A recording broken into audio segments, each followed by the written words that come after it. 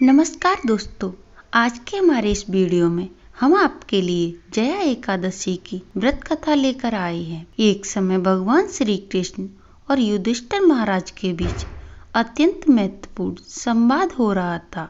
महाराज युधिष्ठिर बोले, हे भगवान, आपने महामास के कृष्ण पक्ष की सटतिला एकादशी का अत्यंत सुंदर वर्णन किया।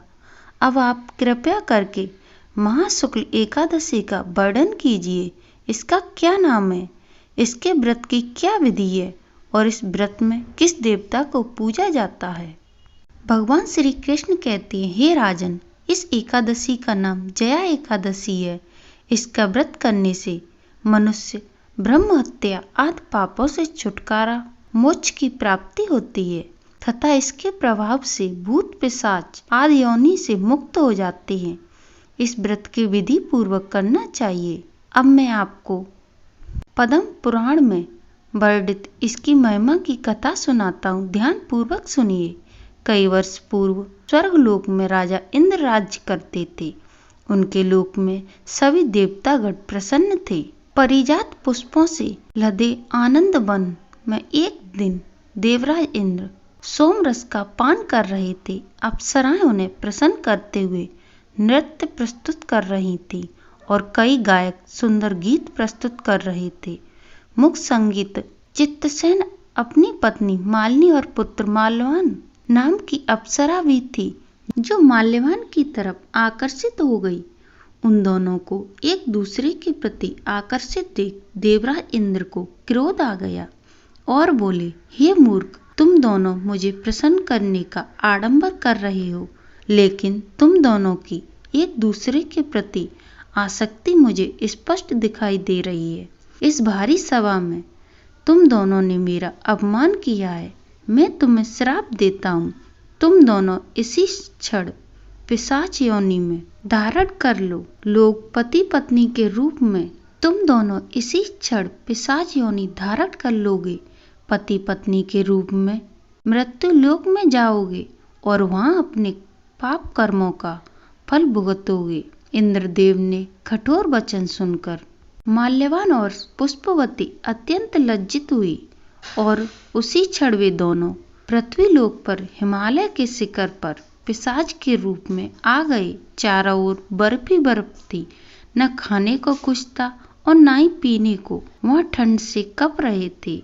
उन्होंने एक गुफा में शरण ले ली। एक दिन माल्यवान ने अपनी पत्नी से कहा, न जाने हम कौन से पाप कर्मों को भुगत रहे हैं। इस प्रकार दोनों ठंड में गुफा में बैठे रहे।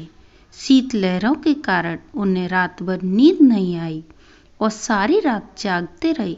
भगवान श्री हरि विष्णु का ध्यान करते रहे। संयोग से वह दिन जया एकादशी का था। उस दिन कुछ भी न खाने पीने और रात्रि में जागरण करने से उन दोनों ने पिशाच का शरीर त्याग दिया और अपना दिव्य शरीर धारण कर लिया। एक दिव्य विमान उन्हें स्वर्ग ले गया। उन्हें देखकर देवराज इंद्र आश्चर्य में पड़ गए और पूछने लगे, तुमने ऐसा कौन सा पुण्य किया है जो तुम्हें मेरे इस श्राप से मुक्ति मिल गई।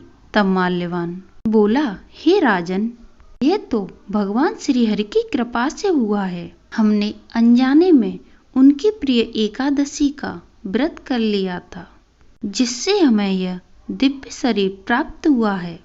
यह सुन इंद्रदेव बोले, श्री हरि का भक्तिमय सेवा से मैं तुम्हें स्वर्ग में पुनः स्थान प्रदान करता हूँ। इसलिए मनुष्य को इस परम कल्याणकारी जया एकादशी का निष्ठा और श्रद्धा पूर्वक पालन करना चाहिए। इस दिन किया गया उपास जीवात्मा को वैकुंठ की प्राप्ति करवाता है और जो भी व्यक्ति इस कथा का श्रवण या पाठन करते हैं उन्हें अग्निष्ठोम यज्ञ का फल प्राप्त होता है। बोलिए श्री हरि विष्णु जी की जय। धन्यवाद दोस्तों, यह कहानी पसंद आई हो तो कमेंट बॉक्स में कमेंट करके ज़रूर बताएं। साथ ही आप मेरे चैनल पर नए हैं तो प्लीज़ मेरे चैनल को सब्सक्राइब करें और बेल आइकन पर क्लिक करें, जिससे मेरी वीडियो के नोटिफिकेशन आपको मिलती रहे। धन्यवाद दोस्तों।